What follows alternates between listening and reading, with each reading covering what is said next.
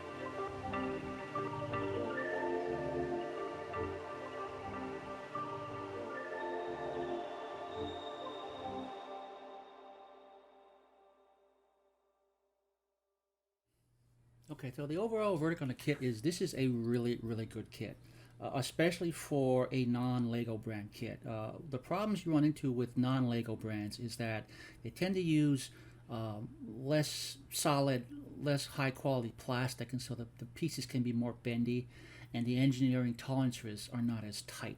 Okay, that wasn't a problem with this. I think in part because of the very nature of the Enterprise design. There's very little weak points in it. It's a nice big solid geometric design. The only really weak parts are the nacelle struts, which are molded as one piece, and the neck. And the neck is very solidly constructed. In fact, it's so well put together that they use it to connect both the saucer to the engineering hull and the whole kit to the base. There are some minor areas where there are issues with fit, namely these little thin grill-like pieces in the nacelles. You can kind of see here the little white is a deformation underneath because those pieces are bending because they're not quite fitting directly onto the pegs underneath them. But that's just a minor cosmetic thing you get around that. By and large, it fits together really well. The other issue is with the fact that it's a non-Lego kit. There are no sub-assemblies. They don't come in numbered bags where you do one, then you do two, then you do three.